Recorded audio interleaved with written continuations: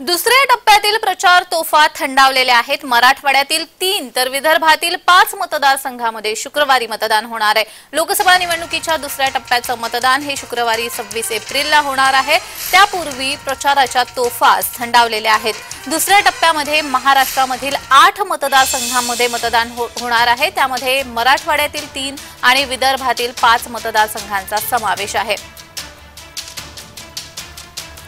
दुसऱ्या टप्प्यातील प्रचार तोफा या थंडावल्यात।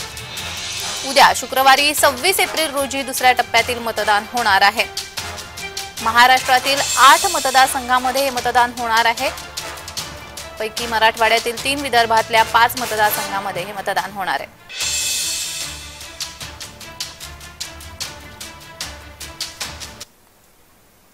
तर या संदर्भात अधिक माहिती देण्यासाठी आमचे प्रतिनिधी प्रफुल्ल खंदारे हे आपल्याशी जोडले गेलेले आहेत। प्रफुल्ल, दुसऱ्या टप्प्यातील मतदान हे उद्या पार पडत आहे। कशी मतदानाची एकंदर तयारी सुरू आहे?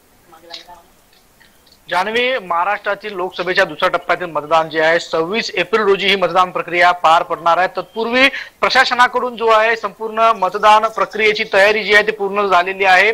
आजच अनेक ठिकाणी जे मतदान केंद्रावर जे केंद्र प्रमुख असतील किंवा बूथवर जे काम करणारे कर्मचारी असतील ते दाखल होणार आहे। त्यांना ईव्हीएम असेल किंवा व्हीव्हीपॅट मशीन आहे या ठिकाणी सुपूर्द करण्यात येणार आहे। त्याचबरोबर तुम्ही आम्हाला दिसत नाहीये, तुमचा कॅमेरा आधी सुरू करावा।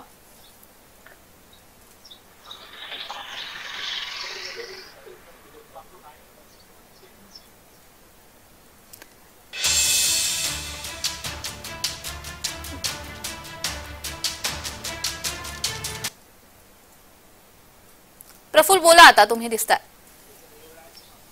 बुलढाणा जिल्ह्यामध्ये देखील दुसऱ्या टप्प्यातील हे जे मतदान आहे ते 26 एप्रिल रोजी होणार आहे। बुलढाणा जिल्ह्यामध्ये महत्वाची बाब म्हणजे अनेक ठिकाणी संपूर्ण ज्या लढती आहेत त्या वेगवेगळ्या स्वरूपाने सध्या पाहायला मिळत आहेत। बुलढाण्यामध्ये महायुतीचे प्रतापराव जाधव हे या ठिकाणी निवडणूक रिंगणामध्ये आहे, तर त्यांना तोडीस तोड म्हणून शिवसेनेचे जुने सहकारी शिवसेना उद्धव बाळासाहेब ठाकरे या पक्षाकडून महाविकास आघाडीचे उमेदवार म्हणून प्राध्यापक नरेंद्र खेडेकर ही त्यांना तगडी लढत देताना पाहायला मिळत आहेत। त्याचबरोबर वंचित बहुजन आघाडीकडून देखील वसंत मगर हा ओबीसी चेहरा जो आहे या बुलढाण्याच्या लोकसभा निवडणूक रिंगणामध्ये उतरवण्यात आलेला आहे।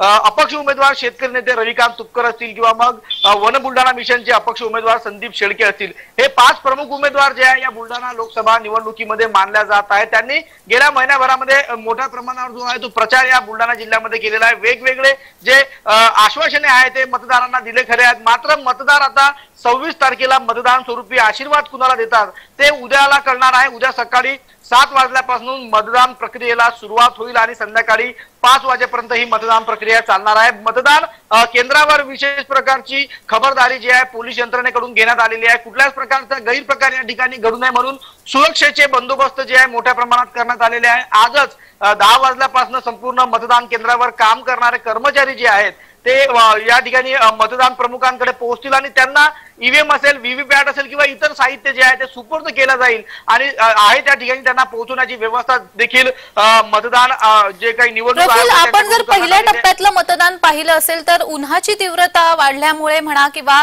अजूनही काही कारण असतील त्यामुळे मतदानाचा जो टक्का होता तो काहीसा खालावला होता, कमी झाला होता।